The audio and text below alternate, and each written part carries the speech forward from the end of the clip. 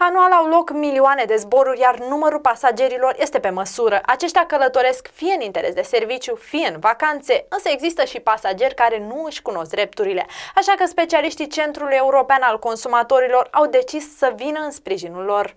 Unele dintre cele mai frecvente probleme cu care se confruntă cei care aleg să călătorească cu avionul sunt întârzierea zborului ori pierderea bagajelor. Pasagerii trebuie să știe că atunci avionul cu care călătoresc ajunge la destinație cu o întârziere de 3 ore sau chiar mai mult și au dreptul la o compensație între 250 și 600 de euro în funcție de distanță.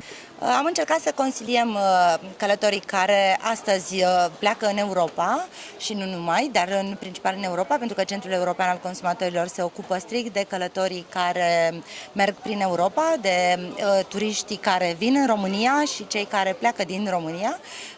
I-am informat despre drepturile pe care le au atunci când călătoresc cu avionul, ce drepturi au atunci când se pierd bagajele sau când se întârzie zborul sau când se întârzie ora de decolare.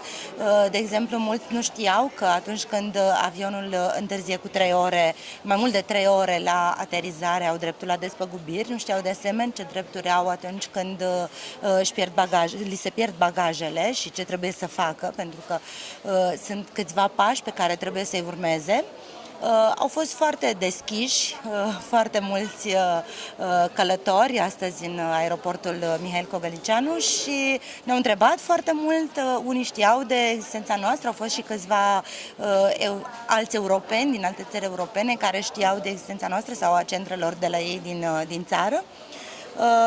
I-am informat și i-am ajutat chiar am încercat să ajutăm un domn care și-a pierdut bagajele acum câteva luni și i-am zis ce trebuie să facă și să se adreseze Centrul European al Consumatorilor. Haideți să luăm un exemplu concret. Ce facem dacă ni se pierde bagajul? În cazul în care ni se pierde bagajul, trebuie să facem în aeroport o reclamație în care să spunem detaliile despre bagaj, detaliile zborului, toate detaliile legate de acel bagaj și urmând apoi să așteptăm răspunsul de la aeroport. Răspunsul poate fi la modul că bagajul poate ajunge cu întârziere și atunci este obligația companiei să-l trimită acasă sau la hotel turistului. În cazul în care se pierde definitiv, trebuie dată o sumă de spăgubire. În cazul în care bagajul este deteriorat, la fel se dă o sumă de compensare pentru achiziționarea unui alt bagaj. Unde vă pot găsi turiști? Nu neapărat turiști, oameni în general. Ne pot găsi pe Facebook, pe ECC România sau pe site-ul eccromania.ro, Office Aron ECC România și, desigur, pe telefoanele deștepte avem o aplicație ECC Net Travel, care este în 25 de limbi, este gratuită și poate fi folosită și offline, nu doar online și mai ales poate fi folosită în roaming. Pentru a beneficia de drepturile ce li se cuvin, călătorii au de efectuat câțiva pași înainte de a primi un răspuns în legătură cu problemele întâmpinate. Știți ce trebuie să faceți în cazul în care vi se pierde bagajul? Da, suntem de 13 ani în Londra și avem toate drepturile posibile acolo. Până prindând e ok, e super. Și chiar dacă se pierde bagajul, știm unde să sunăm, știm orice, absolut orice. Vi s-a întâmplat acum să vi se pierde bagajul sau a fost? Nu, tot a fost super. În ultima perioadă, numărul curselor de pe aeroportul internațional Mihail Cogălnicianu a crescut și odată cu acesta și pasagerii sunt mult mai numeroși. Pasagerii au primit bine aceste informații, este lăudabilă inițiativa Centrului European al Consumatorilor.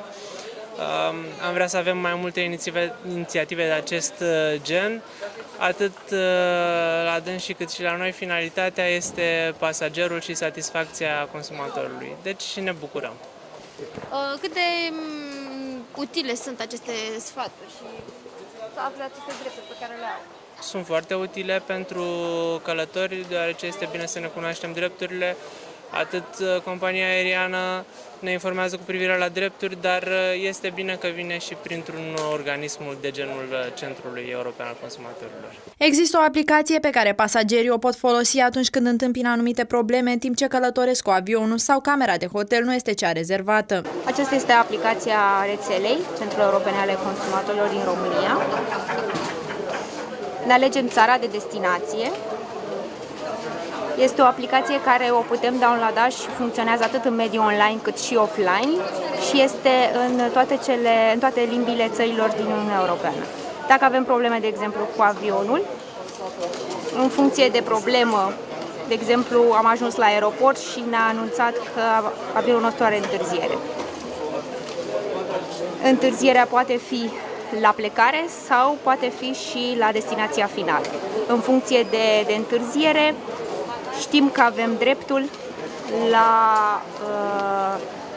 mese, băutură, fax, e-mail. Acestea sunt gratuite și trebuie oferite din partea companiei aeriene. Anual în România au loc milioane de zboruri în întreaga lume, iar numărul celor care aleg avionul ca mijloc de transport este și el în creștere.